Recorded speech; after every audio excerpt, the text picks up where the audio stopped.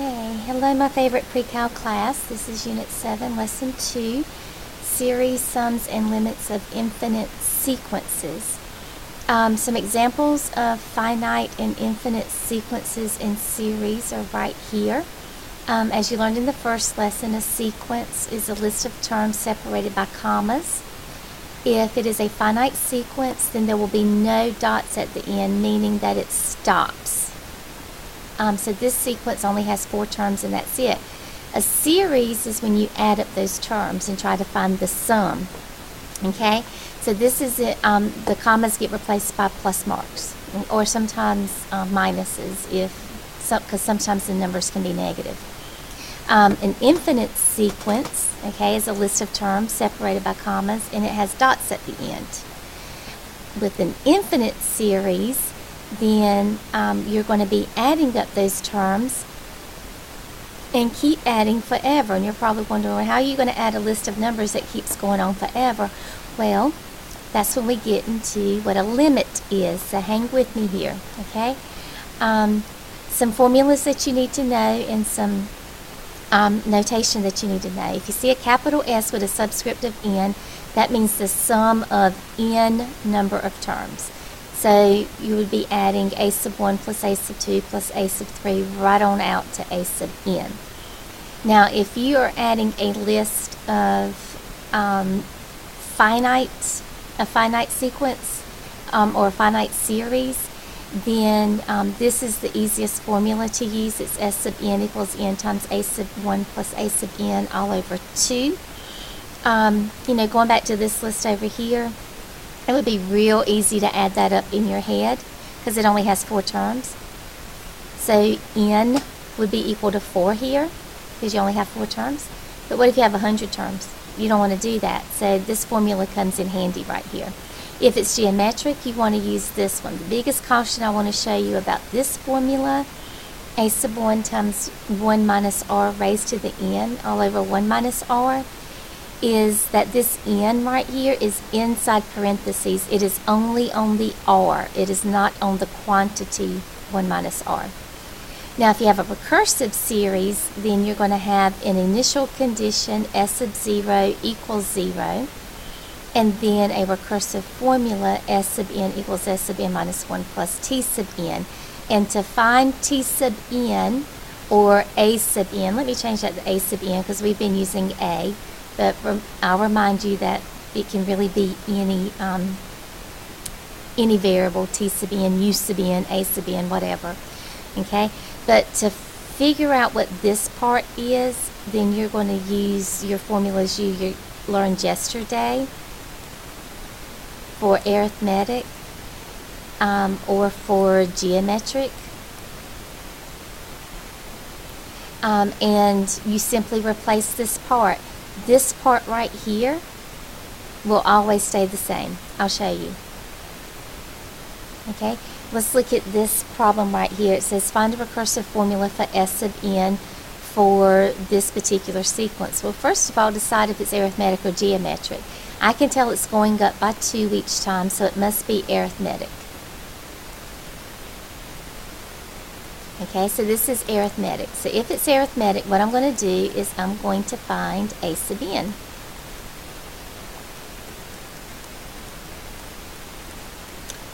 So a sub n is equal to my first term, 1, plus n minus 1 times my difference. And I'm going up by 2 each time, so my difference is 2. I'm going to distribute all that out. And I get that a sub n is equal to 2n minus 1.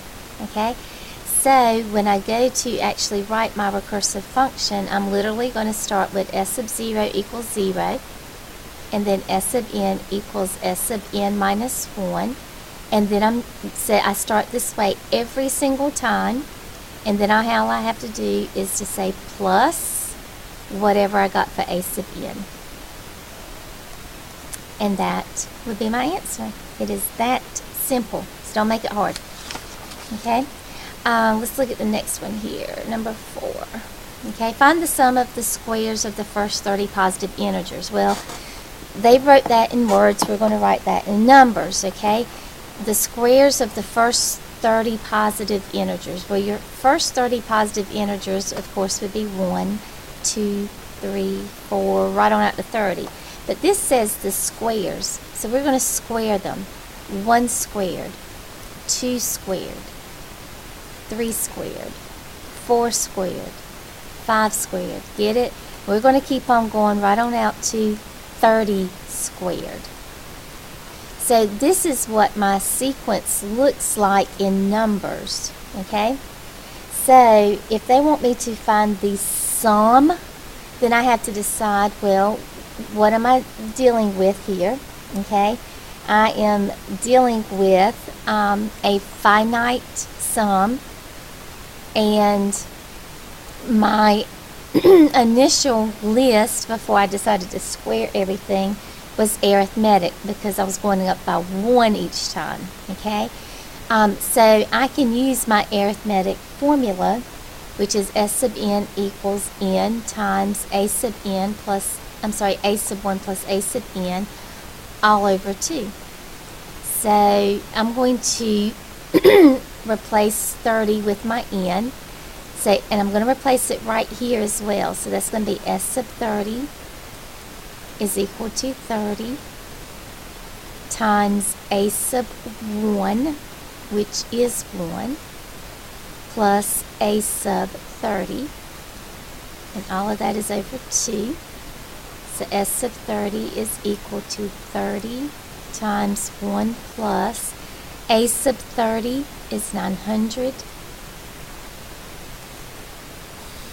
all over 2, and when I simplify that using a calculator, I get 13,515.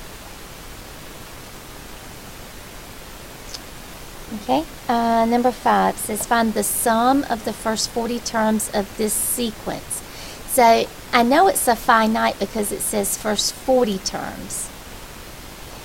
They only gave me the first 5 terms, but I know this goes out to 40. So don't let this confuse you. Don't let it trick you. I know it has 3 dots at the end, and that typically means that it's infinite.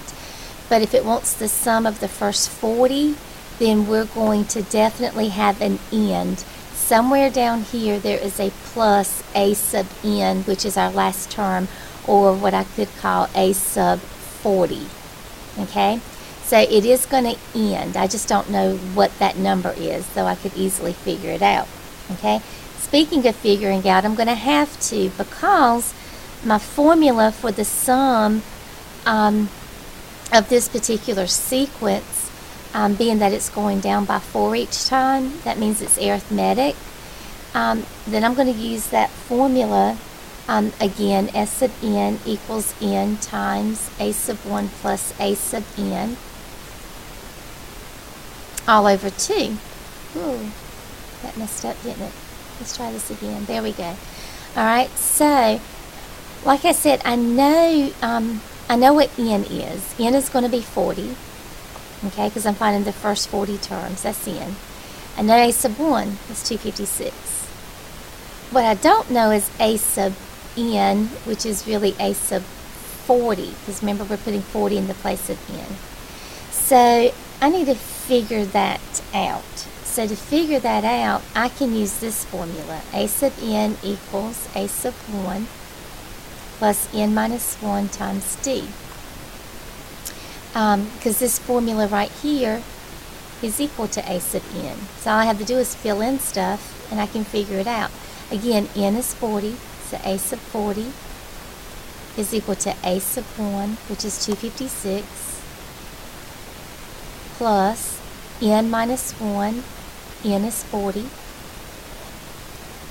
And my difference, well, this is going down by 4, so be careful. Your difference is a negative 4. It is not a positive 4. It has to be negative. So when I simplify all of that, and you can just plug all that into your calculator, then I figure out that my 40th term is 100. Okay? So that's what this number is. That's what's going to go right here. Okay? So now that I know that last term, now I can find the sum using this formula. So the sum of the 40 terms is equal to 40 times the first term, 256, plus a sub n. N is 40, so a sub 40 we just found to be 100. All over 2. Plug that into your calculator, and the sum of those first 40 terms will be 7,120. Okay? All right.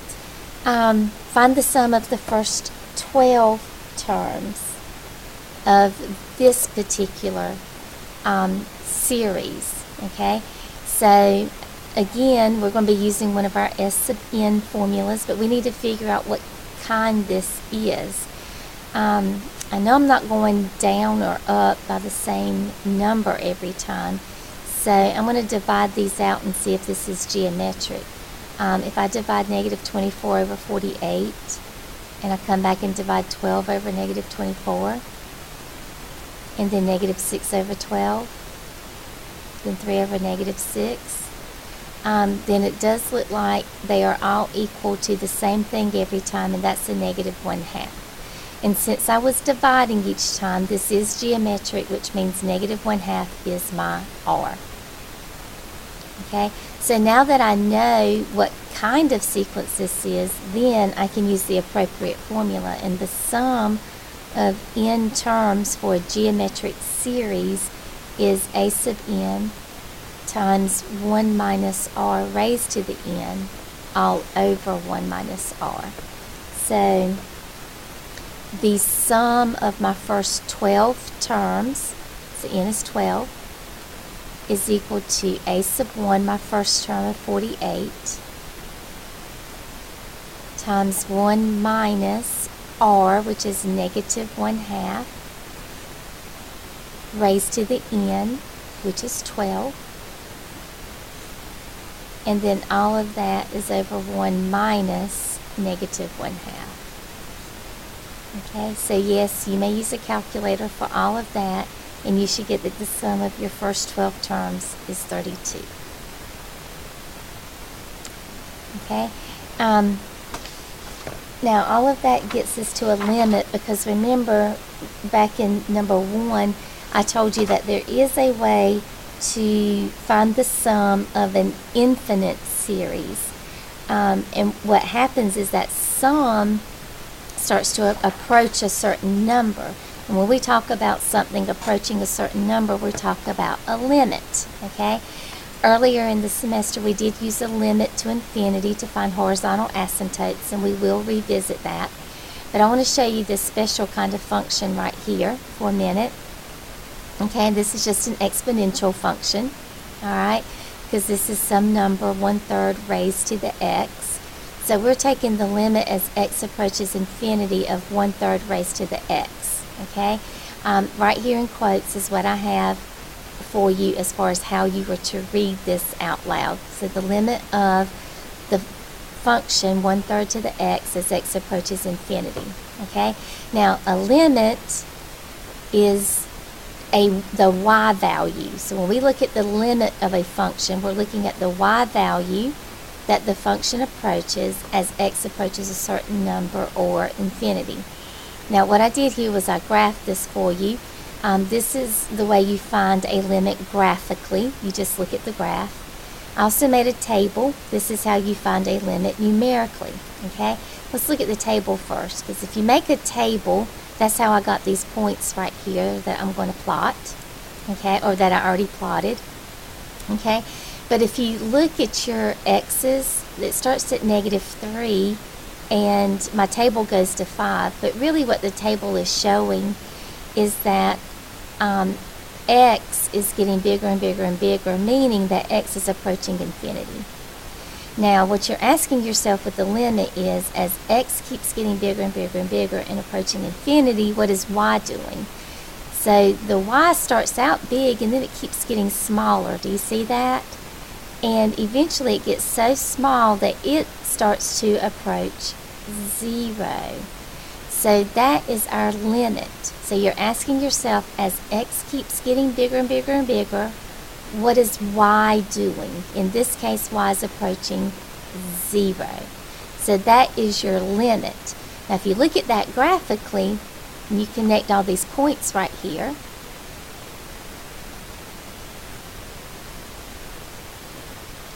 then what you start to see is that this graph starts approaching y equals 0, which is your x-axis. So numerically, the table confirms what the graph is telling you. Okay, so that's what we refer to as a limit. All right. Now, some special things that you need to know is that in your limit, as the limit as n approaches infinity of r raised to the n, okay, as long as the absolute value of r is less than 1, then you can just look at that and you can say, oh, that limit is 0. And all you have to do is look at this number right here, okay? Look at this number. Is it less than 1? Yes. Then that means that your limit is 0. Do the same thing here. Look at this number right here. Is it less than 1? And yes, that is a 0.4. I will make that decimal a little bit better for you. Okay, or a 0.4. Okay, so yes, that number is definitely, the absolute value of that number is definitely less than 1. That means this limit is 0. So memorize that because it makes your work a whole lot faster. Okay, now this is what we're revisiting here with horizontal asymptotes. We did this early on in the semester. Remember, a horizontal asymptote is when you find the limit to infinity of a function. Remember to let n be the degree of your numerator, d be the degree of your denominator. If n is greater than d, then that means you have no horizontal asymptote, or we can say that the limit is equal to infinity. That is infinity right there. It doesn't look like it. There we go. If n is less than d, then your horizontal asymptote is y equals 0, or the limit is equal to 0. And if n is, oh, that was a mistake right there. Let me fix that. That should say if n is equal to d, then the horizontal asymptote is y equals p over q, or you can say the limit is equal to p over q, where p is the lead coefficient of the numerator and q is the lead coefficient of the denominator. So just a few review problems, because like I said, you have done this before, okay, is to look at your function, okay. The degree here is 2 and the degree here is 2, okay. So they have the same degree. So if they have the same degree, you just divide out your lead coefficient here by your lead coefficient there, and your limit is simply 1/2. Okay? Here, your degree of the numerator is 2, your degree of the denominator is 3. So n is less than d here. That means that your limit is 0. Okay? And then here, you have that your n is greater than d. So that means that you can describe your limit as infinity, but what I should have told you is technically it does not exist. DNE does not exist. But we can describe the end behavior. Remember all that stuff from the beginning of the year? We can describe the end behavior of this function as being infinity, when technically the limit does not exist. Okay, when in doubt, just put both of these answers. Okay. All right, now the limit of a composite function. This is new, okay? You've done composite functions. That's when one function is inside the other one. So that would be the limit of infinity. The limit as n approaches infinity of f of g sub n, okay? What you do is you simply take the limit of your inside function. That's what this notation means. Take the limit of your inside function.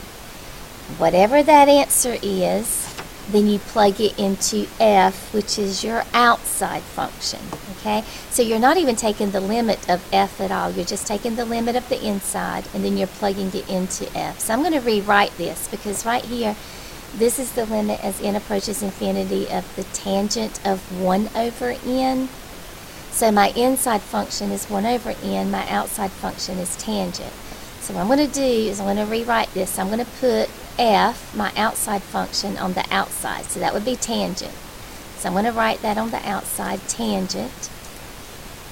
And then I'm just going to write the limit of my inside function. So the limit as n approaches infinity of my inside function, 1 over n. Okay? Alright? So what I've got right here, okay, is 1 over n. Okay, and I'm going to come over here to the side and show you something. Okay? So 1 over n keeps getting bigger. It's not getting smaller, right? So that's sort of like, let's just start with a number 10. Okay? And this number would be less than 1, wouldn't it? Well, if n keeps getting bigger, let's say it's going to be 100, is it still less than 1? Yes. And if it goes to 1,000, does it still make 1 over 1,000 less than 1? Yes. So as n keeps getting bigger, no matter what n is, if it keeps getting bigger, it's going to make 1 over n less than 1. So that goes back to this rule over here, number 8, that says if this number right here is less than 1, your limit to infinity is what? 0. Okay? So right here on the inside, right here, this part, the limit as n approaches infinity of 1 over n is just 0. So now we're going to take the tangent of 0. So you got to remember your trig, okay, that says the tangent of 0 is 0.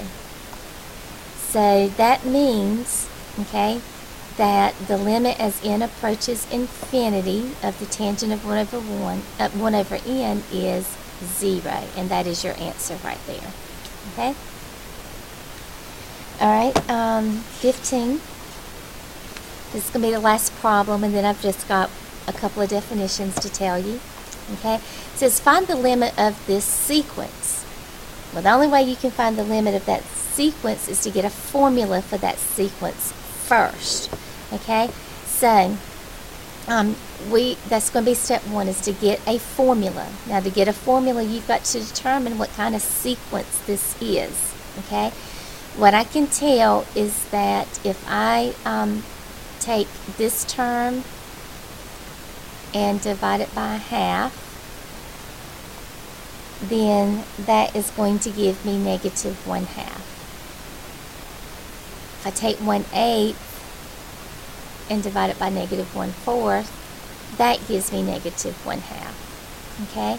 And then the same thing's going to happen right here. If I take negative 1/16 and divide it by 1/8, that will also give me negative 1/2. So dividing my next term by the previous each time gives me negative 1/2. So what that tells me is that this is geometric and that r is negative 1/2. So knowing that, I can find a formula for this. I'm going to use a sub n equals a sub 1 times r to the n minus 1. And I'm going to find myself a formula. So a sub 1 is the first term, 1/2, times r is negative 1/2,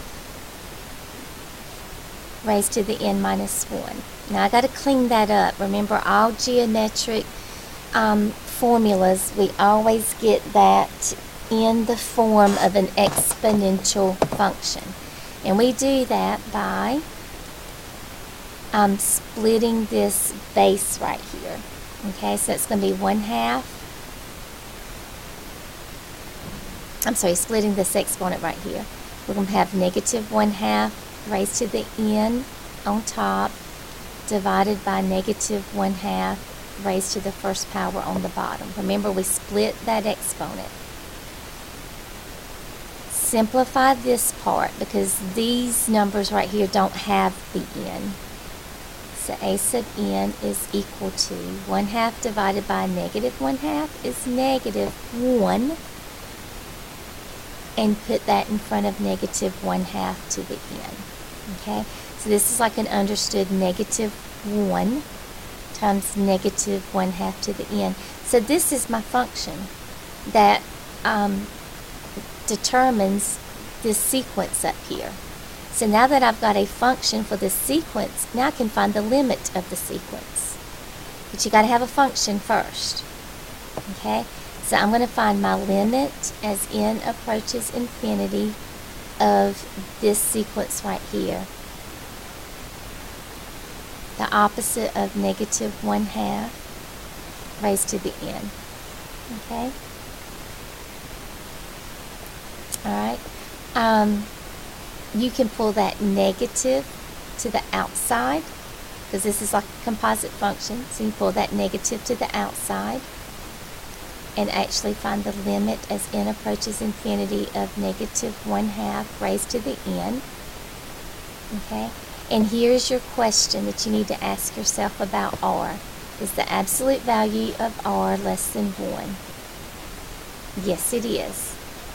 So that means that this limit right here must be equal to 0.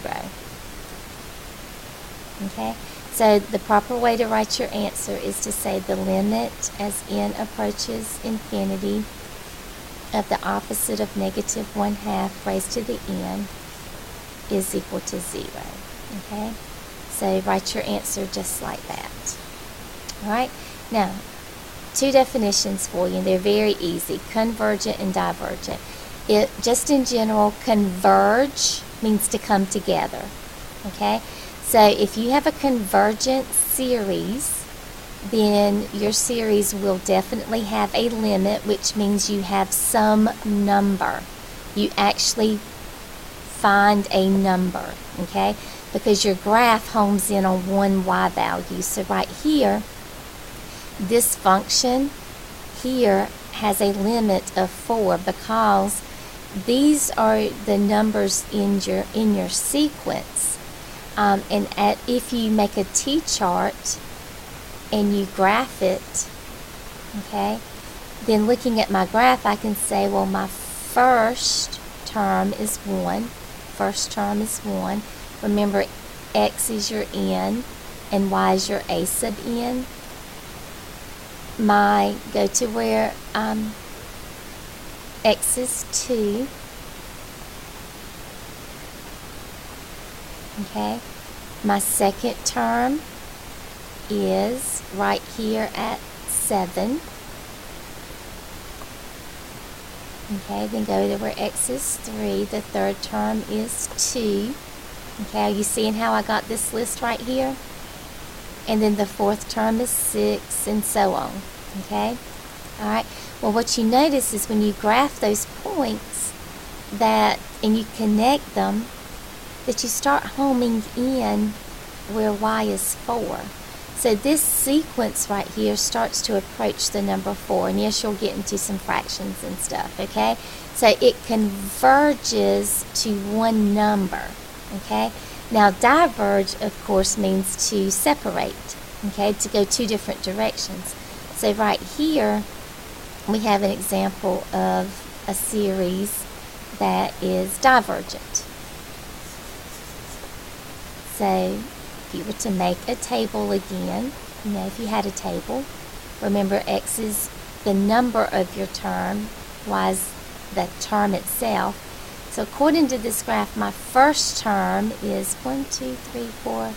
Looks like it's about 4.5 maybe. Okay. My second term is 1, 2, 3.5 maybe. Okay. My third term is 1, 2, 3, 4. Looks like it's about 5. Okay. Alright, but that's how you could get your table, and it would keep on going. But what you notice is when you plot those points, every other term is approaching 7, and then the other terms are approaching where y is 1. So this diverges. So when your sequence diverges, that means that your limit is DNE. It does not exist. Okay? The limit doesn't. That's because the graph does not home in on one particular value. Okay? So, that is your lesson on series, sums, and limits of infinite sequences. Okay, later we're going to talk about these limits where you can actually get a number and not have to use a graph. Okay, all right, so if you have any questions, then as always, email me. Okay.